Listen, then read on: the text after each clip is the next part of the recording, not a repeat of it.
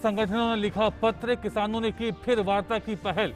किसान नेताओं ने आंदोलनकारियों से महामारी के चलते सीमाओं पर धरना स्थगित करने की अपील की।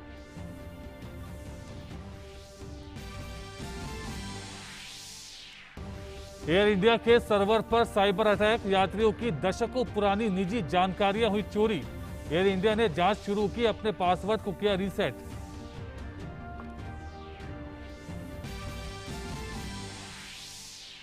भारत ने एक दिन में कोरोना के 20.66 लाख से ज्यादा टेस्ट कर बनाया रिकॉर्ड। देश में कोरोना के 2,57,000 से अधिक नए मामले। पिछले 24 घंटों में 3,57,630 मरीज उपचार करवाकर हुए स्वस्थ। कोविड-19 टीके की 19.33 करोड़ से अधिक खुराक लगाई गई। बंगाल की खाड़ी में चक्रवाती तूफान की आहट। भारतीय तटरक्षक बल ने देश के तटवर्ती राज्यों से अतिरिक्त सावधानी बरतने को कहा। ओडिशा के तटवर्ती जिले हाई अलर्ट पर।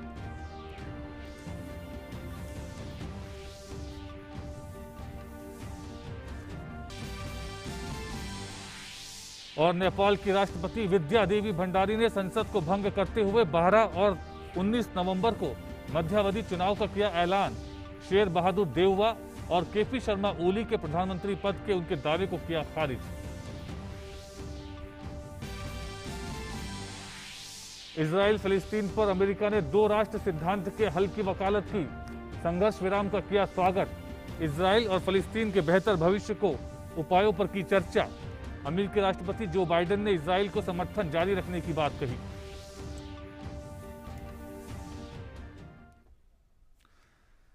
नमस्कार, समाचारों में आपका स्वागत है। मैं हूं नदीम अंसारी। किसान संगठन संयुक्त किसान मोर्चा ने प्रधानमंत्री नरेंद्र मोदी को पत्र लिखकर 3 कृषि कानूनों पर बातचीत फिर से शुरू करने का आग्रह किया है। किसान पिछले साल नवंबर से दिल्ली की सीमाओं पर आंदोलन कर रहे हैं। किसानों और सरकार के बीच कई दौर की वार्ता हो चुकी है, लेकिन वो 3 कृषि कानूनों पर गतिरोध को तोड़ने में विफल रही है। संयुक्त किसान मोर्चा में किसानों के 40 संघ शामिल हैं। एक सरकारी समिति ने 22 जनवरी को किसान नेताओं से मुलाकात की थी। 26 जनवरी के बाद से दोनों पक्षों के बीच कोई बातचीत नहीं हुई है। मोर्चा ने अपने बयान में कहा है कि प्रदर्शनकारी किसान नहीं चाहते हैं कि कोई भी महामारी की चपेट में आए। केंद्रीय स्वास्थ्य और परिवार कल्याण मंत्रालय ने ब्लैक फंगस यानी म्यूकरमाइकोसिस के बढ़ते संक्रमण को देखते हुए सभी राज्यों और केंद्र शासित प्रदेशों को इसकी रोकथाम की तैयारियों की समीक्षा करने को कहा है। केंद्रीय स्वास्थ्य मंत्रालय ने सभी राज्यों और केंद्र शासित प्रदेशों के मुख्य सचिवों और प्रशासकों को लिखे पत्र में कोविड अस्पतालों और अन्य स्वास्थ्य देखभाल केंद्रों में ब्लैक फंगस का फैलाव रोकने के एहतियाती उपाय करने को कहा है। स्वास्थ्य मंत्रालय ने अस्पताल संक्रमण नियंत्रण समिति गठित करने और एक नोडल अधिकारी की तैनाती करने को भी कहा है तथा अस्पतालों और स्वास्थ्य देखभाल केंद्रों में संक्रमण नियंत्रण कार्यक्रम लागू करने का निर्देश दिया है।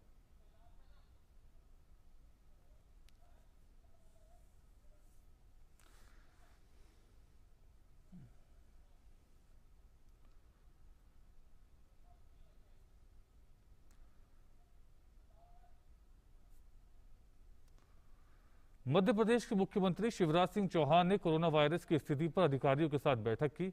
बैठक में शिवराज सिंह चौहान ने कहा कि राज्य में कोरोना मामलों की कमी को देखते हुए 1 जून से धीरे धीरे अनलॉक किया जाएगा। उन्होंने कहा कि हम अनंत काल तक बंद नहीं रह सकते हैं। अनलॉक की प्रक्रिया को चरणबद्ध तरीके से किया जाएगा और 1 जून से कुछ पाबंदियों को हटाया जाएगा। राज्य सरकार जल्द ही अनलॉक 1 को लेकर दिशा निर्देश जारी करेगी। मैंने अलग अलग की चर्चाओं में आप लोगों से कहा कि हम अनंत काल तक बंद नहीं रख सकते।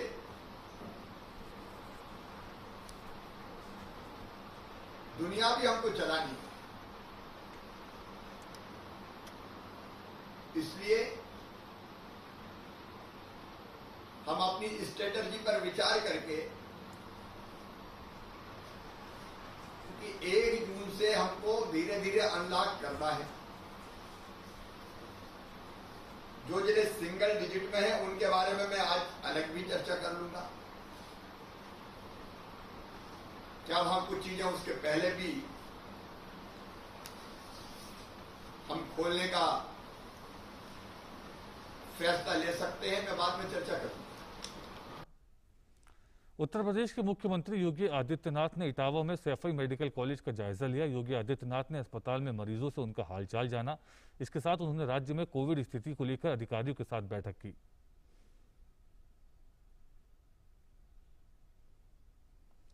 कर्नाटक में लॉकडाउन को 7 जून तक बढ़ा दिया गया है। मुख्यमंत्री बीएस येदियुरप्पा ने वरिष्ठ अधिकारियों और मंत्रियों के साथ बैठक कर लॉकडाउन बढ़ाने का फैसला लिया है। विशेषज्ञों की राय पर 7 जून की सुबह 6 बजे तक सख्त प्रतिबंधों को बढ़ाया गया। साथ ही कर्नाटक सरकार ने सरकारी जिला अस्पतालों में ब्लैक फंगस मरीजों का मुफ्त इलाज करवाने का फैसला लिया है।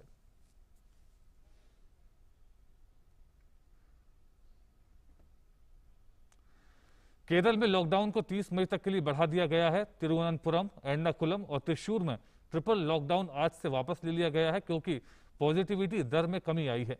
वहीं मल्लपुरम में ट्रिपल लॉकडाउन जारी रहेगा।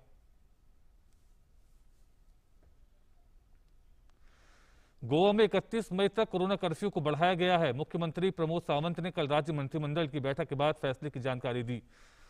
गोवा में मामले बढ़ने के कारण 9 मई से 23 मई तक गोवा में राज्य स्तरीय कर्फ्यू की घोषणा की गई थी। गोवा में कोविड-19 महामारी की तीसरी संभावित लहर की चुनौती से निपटने के लिए 15 सदस्यीय विशेष कार्यदल और एक विशेषज्ञ समिति का गठन किया जाएगा।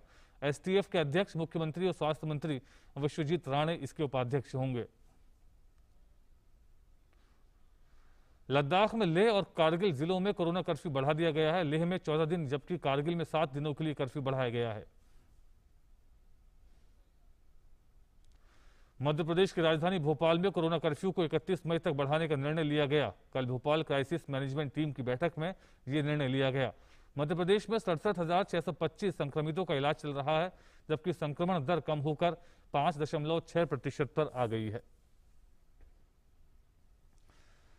भारत में कोरोना के खिलाफ जारी जंग में टीकाकरण अभियान तेज गति से जारी है। देश में अब तक कोविड-19 टीके की 19,33,72,819 खुराक लगाई जा चुकी हैं। देश में पिछले 24 घंटों में कोरोना की 14,58,895 वैक्सीन लगाई गई। देश में राष्ट्रव्यापी टीकाकरण अभियान के तहत केंद्र सरकार राज्यों और केंद्र शासित प्रदेशों को मुफ्त में कोविड-19 टीके की खुराक उपलब्ध कराकर मदद कर रहा है। मंत्रालय ने कहा कि सरकार ने अब तक कोविड-19 टीके की 21 करोड़ से अधिक खुराक राज्यों और केंद्र शासित प्रदेशों को उपलब्ध कराई है। अभी भी राज्यों और केंद्र शासित प्रदेशों के पास 1.60 करोड़ वैक्सीन डोज मौजूद हैं। स्वास्थ्य और परिवार कल्याण मंत्रालय के मुताबिक देश भर में कोरोना के 2,57,000 से अधिक नए मामले सामने आए हैं। वहीं पिछले 24 घंटों में 3,57,630 मरीज उपचार करवाकर स्वस्थ हो चुके हैं। इस समय देश में सक्रिय मामलों की कुल संख्या 29,23,400 है। बीते 24 घंटों में देश भर में कोरोना से 4,194 लोगों की मौत हुई है। वहीं मृतकों का कुल आंकड़ा 2,95,525 हो गया है। भारतीय चिकित्सा अनुसंधान परिषद के अनुसार भारत में कल तक कोरोना के कुल 32,64,84,155 सैंपल टेस्ट किए जा चुके हैं, जिसमें से कल कोरोना के लिए 20,66,285 सैंपल टेस्ट किए गए। देश भर में ऑक्सीजन की आपूर्ति करने के लिए भारतीय रेलवे का प्रयास लगातार जारी है। कर्नाटक में 120 मीट्रिक टन तरल चिकित्सकीय ऑक्सीजन लेकर 7वीं ऑक्सीजन एक्सप्रेस पहुंच गई है। इस ऑक्सीजन एक्सप्रेस की कमान पूरी तरह से महिलाओं के हाथ में थी, जिसमें लोको पायलट और सहायक लोको पायलट दोनों महिलाएं हैं। ओडिशा से 128.66 मीट्रिक टन चिकित्सा ऑक्सीजन लेकर केरल में दूसरी ऑक्सीजन एक्सप्रेस पहुंच गई है। ऑक्सीजन लेकर ट्रेन यहां के वल्लारपदम टर्मिनल पर पहुंची। ऑक्सीजन एक्सप्रेस के जरिए केरल को अब तक 246.56 मीट्रिक टन चिकित्सा ऑक्सीजन उपलब्ध कराई जा चुकी है। रूस में भारत के राजदूत बाला वेंकटेश वर्मा ने कोरोना महामारी के दौरान भारत को दी गई सहायता के लिए रूस का आभार जताया है और कहा कि रूस के कोरोना टीके स्पुतनिक वी का उत्पादन भारत में अगस्त महीने से शुरू होगा। और साथ ही उन्होंने सितंबर 2000 अक्टूबर तक 85 करोड़ टीकों के उत्पादन होने की उम्मीद जताई है। रूस में भारत के राजदूत ने कहा कि पूरी दुनिया में बनने वाले स्पुतनिक टीके का लगभग 65 से 70% उत्पादन भारत में होगा। I also use the occasion to convey my gratitude to the Russian side for the support that Russia, the Russian government, the Russian people have provided for the very difficult phase of the COVID pandemic that India is presently experiencing. As you know, Sputnik V vaccine is already registered in India. The first doses of vaccine have already been supplied by the Russian side to India, and this will gradually be increased in May, June and July. Finally, more than 65 to 70% of Sputnik vaccine produced anywhere in the world will be from India. सरकारी airlines air India के यात्रियों का data leak होने का मामला सामने आया है। एयरलाइंस के डेटा सेंटर पर साइबर हमला हुआ था, जिसके जरिए डेटा चोरी हुआ। यह हमला इसी साल फरवरी का है, लेकिन एयर इंडिया ने अपनी वेबसाइट पर जानकारी अब दी है। कंपनी ने बताया है कि इस साइबर हमले में यात्रियों की पर्सनल जानकारी चुराई गई। इसमें करीब 45 लाख यात्रियों का डेटा चुराया गया है। इनमें देश और विदेश के यात्री शामिल हैं। एयर इंडिया ने कहा है कि यह साइबर हमला अगस्त 2011 और फरवरी 2021 के बीच हुआ है। एयर इंडिया ने बताया कि साइबर हमले की जानकारी मिलते ही तुरंत इसकी जांच की गई। हमले से प्रभावित सर्वरों को सुरक्षित किया गया। साथ ही क्रेडिट कार्ड धारीकर्ताओं से संपर्क किया गया, उन्हें इस बारे में जानकारी दी गई है। एयर इंडिया FFP प्रोग्राम के पासवर्ड को रीसेट कर दिया गया है। चक्रवाती तूफान ताउते के बाद अब 5 राज्यों पर एक और तूफान यास का खतरा मंडराने लगा है। मौसम विभाग के अनुसार आंध्र प्रदेश, ओडिशा, तमिलनाडु, पश्चिम बंगाल और अंडमान निकोबार द्वीप समूह को इस तूफान से सावधान रहने की जरूरत है। भारतीय तटरक्षक बल ने इस खतरे को देखते हुए तटों को खाली कराने जैसे एहतियाती उपाय पहले से ही करने शुरू कर दिए हैं। मौसम विभाग के 26 मई को यास चक्रवात के ओडिशा, पश्चिम बंगाल के तट से गुजरने की आशंका जताने के मद्देनजर ओडिशा सरकार ने 30 में से 14 जिलों को सतर्क कर दिया है। राज्य सरकार ने कल भारतीय नौसेना एवं भारतीय तटरक्षक बल से स्थिति से निपटने के लिए तैयार रहने का आग्रह किया है। मौसम विभाग के मुताबिक आज ये बंगाल की खाड़ी में चक्रवाती तूफान का रूप ले सकता है। आज उत्तरी अंडमान सागर और आसपास की पूर्व मध्य बंगाल की खाड़ी में कम दबाव का क्षेत्र बनने की संभावना है। केंद्र ने आंध्र प्रदेश, ओडिशा, तमिलनाडु, पश्चिम बंगाल के मुख्यमंत्रियों से चक्रवाती तूफान यास को लेकर सतर्क रहने के साथ ये सुनिश्चित करने को कहा है कि स्वास्थ्य केंद्रों पर आवश्यक दवाओं तथा संसाधनों का भंडार रखा जाए, ताकि यास तूफान के दौरान किसी भी आपात स्थिति से निपटा जा सके। Is very likely to move northwestwards and intensify into a cyclonic storm on 24th May. It would continue to move northwestwards, intensify further, and reach North Bay of Bengal near Odisha West Bengal coast around 26th day May morning. Rainfall, light to moderate rainfall at most places, with heavy falls at isolated places, very likely to commence over the coastal districts of Gangetic West Bengal from 25th May.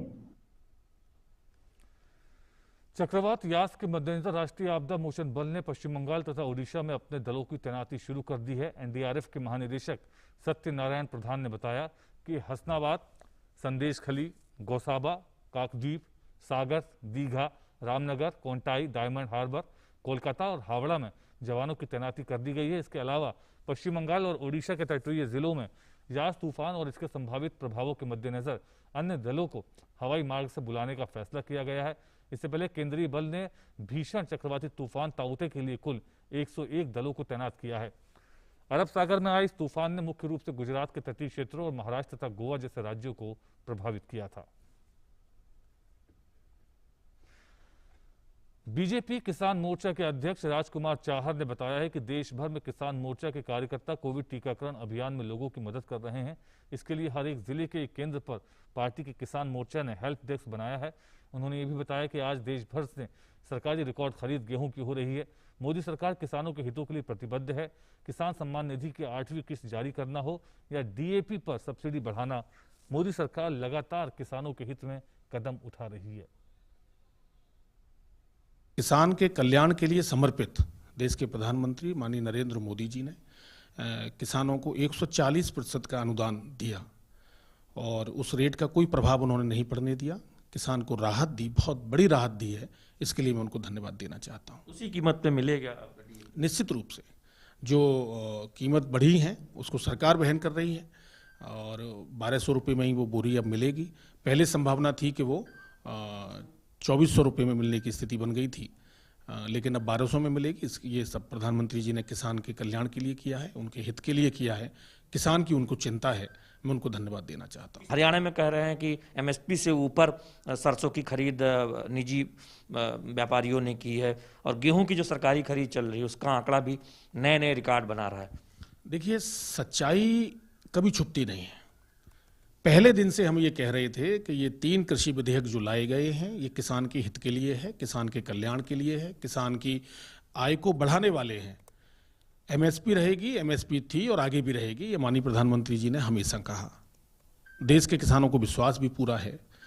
लेकिन कुछ राजनीतिक दल जिनकी राजनीतिक जमीन चली गई है वो अपनी जमीन को तलाशने का प्रयास कर रहे हैं, कोशिश कर रहे हैं, झूठ और फरेब की राजनीति करके। तो माननीय मोदी जी तो किसान के हित के लिए पहले से समर्पित हैं। किसान सम्मान निधि 2000 रुपये एक बार खाते में जाती है, करोड़ों किसानों के खाते में जाती है। 8वीं किस्त गई है।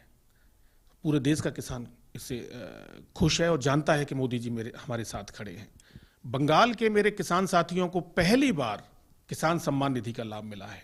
किस तरह से आप जो राष्ट्रीय अभियान टीकाकरण का चल रहा है उसमें मदद करें? किसान मोर्चा ने यह तय किया है कि एक जिले में एक कम्युनिटी हेल्थ सेंटर पर हम एक हेल्प डेस्क लगाएंगे। डेस्क पे बैठकर टेम्परेचर नापने का काम है, किसी को मास्क देने का काम है, सैनिटाइज करने का काम है, किसी को किसी भी प्रकार की आवश्यकता है, ऑक्सीजन से लेके किसी को उसका सहयोग करने की आवश्यकता है।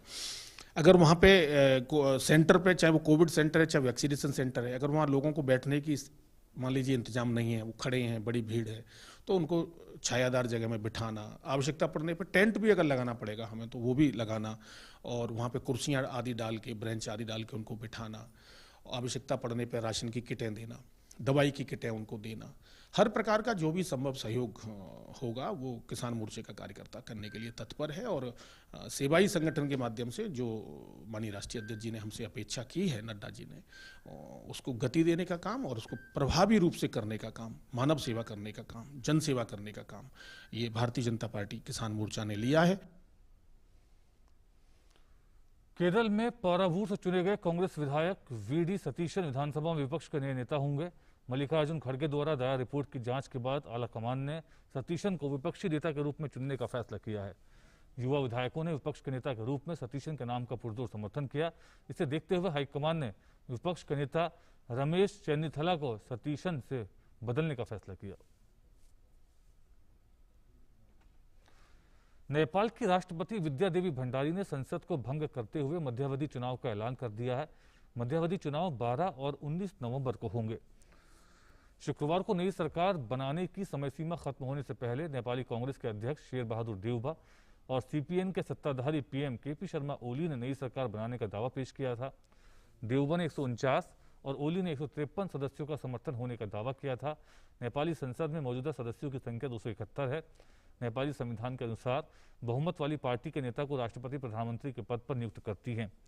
बहुमत ना हो तो राष्ट्रपति गठबंधन सरकार बनाने की अपील करते हैं। आखिरी रास्ता है कोई सांसद बहुमत हासिल करे। यदि ऐसे भी सरकार नहीं बनती है तो संसद भंग हो जाती है, तब 6 महीने के अंदर फिर से चुनाव आयोजित किए जाते हैं।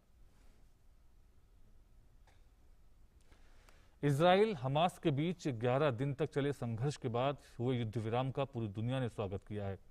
इजराइल कैबिनेट द्वारा बिना शर्त युद्ध विराम के फैसले पर मुहर लगाने के बाद अमेरिकी राष्ट्रपति जो बाइडेन ने कहा कि दोनों पक्षों के नागरिकों को समान रूप से जीने और आज़ादी व समृद्धि का हक है। जो बाइडेन ने कहा कि 2 राष्ट्र सिद्धांत दोनों पक्षों के बीच संघर्ष को रोकने का एकमात्र उपाय था। उन्होंने संयुक्त राष्ट्र के साथ मिलकर गाजा के लोगों को त्वरित मानवीय मदद मुहैया कराने के लिए प्रतिबद्धता जताई। जो बाइडेन ने कहा कि अमेरिका इजराइल का समर्थन जारी रखेगा। दक्षिण कोरिया के राष्ट्रपति मून जे इन कोविड महामारी के बीच अमेरिका की यात्रा पर वाशिंगटन पहुंचे हैं। अपनी यात्रा के दौरान दोनों देशों के बीच उत्तर कोरिया समेत जलवायु परिवर्तन को लेकर चर्चा हुई। बाइडेन ने दक्षिण कोरिया के राष्ट्रपति के साथ बातचीत में दोनों देशों के बीच संबंधों को मजबूत करने की प्रतिबद्धता दोहराई। मून जे इन अपने देश में महामारी की रोकथाम को लेकर उठाए गए कदमों की वजह से कई बार आलोचना के शिकार हुए हैं। उनकी इस यात्रा का मकसद कोरोना वैक्सीन की सप्लाई भी है। कोरियाई राष्ट्रपति मून जे इन ने अमेरिकी रक्षा सचिव लॉयड ऑस्टिन से भी मुलाकात की और वॉल ऑफ रिमेम्बरेंस के निर्माण के लिए एक महत्वपूर्ण समारोह में भाग लिया, जिसे मौजूदा कोरियाई युद्ध वेटरन्स मेमोरियल में जोड़ा जाएगा। मून ने समारोह से पहले वहां मौजूद गणमान्य लोगों को संबोधित किया, जिसमें कोरियाई युद्ध के कई दिग्गज भी शामिल थे। यूएस नेशनल पार्क सर्विस के अनुसार कोरिया युद्ध में मारे गए 36,574 अमेरिकी सैनिक और उनके साथ सेवा करने वाले 7,200 कोरियाई लोगों के नाम भी इस दीवार में शामिल किए जाएंगे। इस दीवार का निर्माण 2022 में पूरा होगा। चीन में यूनान प्रांत में एक के बाद एक आए भूकंप में कम से कम 3 लोगों की मौत हो गई और 27 अन्य घायल हो गए। दालीबाई स्वायत्त प्रांत के सभी 12 काउंटी और शहरों में भूकंप के झटके महसूस किए गए, लेकिन यांगबी सबसे ज्यादा प्रभावित हुआ। यांगबी काउंटी में 2 लोगों की और योंगपिंग काउंटी में 1 व्यक्ति की मौत हुई। बचाव दलों को भूकंप से प्रभावित क्षेत्रों में भेजा गया है और बचाव अभियान चल रहा है। भूकंप प्रभावित इलाकों में राजमार्ग के कुछ हिस्से और पुल ढह गए हैं, लेकिन बिजली, संचार और इंटरनेट की सुविधाएं सामान्य हैं।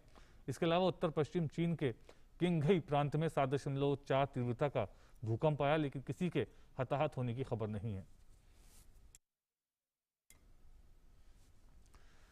अमेरिका के कैलिफोर्निया के सांता बारबरा में जंगलों में लगी आग के भीषण रूप ले लिया है। दमकल कर्मी आग बुझाने के प्रयास में जुटे हुए हैं।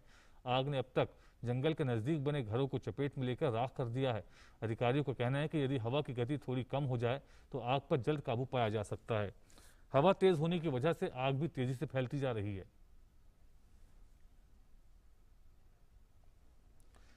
कोरोना महामारी की रोकथाम को लेकर दुनिया भर में किए जा रहे प्रयासों पर डालते हैं एक नजर। कोरोना टीकाकरण को लेकर अमीर राष्ट्रों और बड़ी दवा कंपनियों ने गरीब राष्ट्रों को टीका मुहैया कराने का वादा किया है। रोम में हुए G20 वैश्विक स्वास्थ्य सम्मेलन में यूरोपीय आयोग की राष्ट्रपति उर्सुला फॉन डेर लेयन ने कहा कि यूरोप साल के अंत तक गरीब देशों को 10 करोड़ टीके देगा। जर्मनी की चांसलर एंगेला मर्केल ने कोवाक्स वैश्विक टीका पहल के लिए और 10 करोड़ यूरो देने की प्रतिबद्धता जताई है। साथ ही 3 करोड़ कोरोना टीकों की अतिरिक्त खुराकों को देने की बात कही। मर्केल ने यूरोपीय संघ के अन्य देशों से अतिरिक्त खुराक गरीब देशों को देने को कहा। मेक्सिको के राष्ट्रपति आंद्रेस मैनुअल लोपेज ओब्रेडोर ने अमेरिकी राष्ट्रपति के कोविड टीकों पर पेटेंट पर छूट के प्रस्ताव का स्वागत किया। साथ ही ओब्रेडोर ने कोवाक्स पहल को मजबूत बनाने को कहा। अर्जेंटीना के राष्ट्रपति अल्बर्टो फर्नांडीज ने कोरोना की दूसरी लहर को रोकने के लिए 31 मई तक कठोर कदम उठाए हैं। इसके तहत स्कूल, गैर जरूरी दुकानें, सामाजिक, धार्मिक व खेल के आयोजनों पर प्रतिबंध रहेगा। जर्मनी ने उन लोगों के लिए कोरोना पाबंदियों में ढील दी है जो कि कोरोना टीकों की दोनों खुराकें ले चुके हैं या जो 9 मई से पहले उपचार के बाद स्वस्थ हो चुके हैं। साथ ही सैलून, चिड़ियाघर या खरीदारी के लिए जाने के लिए नेगेटिव टेस्ट रिपोर्ट ले जाने की बाध्यता को खत्म कर दिया है। Bureau report, DD news. और खेल की खबरों में पलक कोहली और पारुल परमार की महिला युगल जोड़ी शुक्रवार को टोक्यो पैरालंपिक के लिए क्वालिफाई कर इन खेलों में जगह बनाने वाली भारत की पहली पैरा बैडमिंटन जोड़ी बन गई है। कोविड-19 महामारी के कारण यात्रा पर लगे प्रतिबंध के कारण 18 वर्षीय पलक और अनुभवी Parul Spanish para badminton international tournament में भाग नहीं ले सकी थी, लेकिन उनकी रैंकिंग के चलते बैडमिंटन की वैश्विक संचालन संस्था BWF ने इन खिलाड़ियों के भारतीय बैडमिंटन संघ को ओलंपिक में क्वालिफाई करने की सूचना दी। पलक और पारुल की जोड़ी ने महिला युगल के पैरा बैडमिंटन के SL3 SU5 वर्ग में क्वालिफिकेशन हासिल किया। इस वर्ग को पहली बार पैरालंपिक में शामिल किया गया है।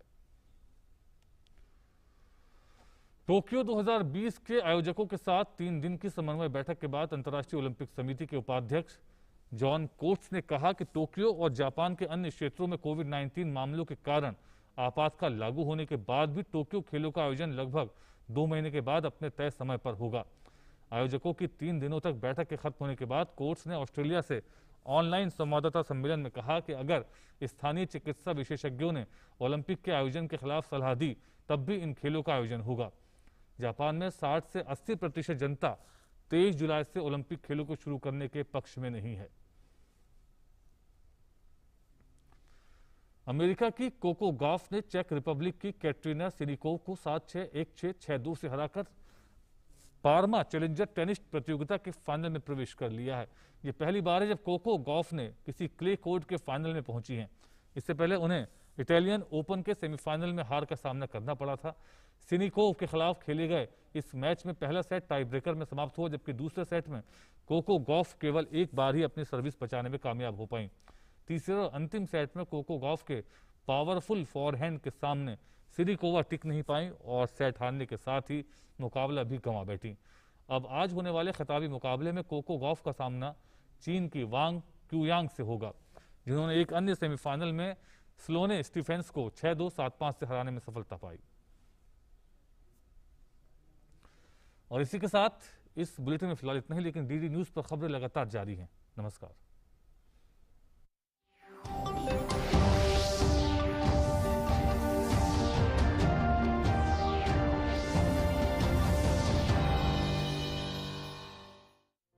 वक्त बुरा है, खतरा बड़ा है, कोविड का असुर हर तरफ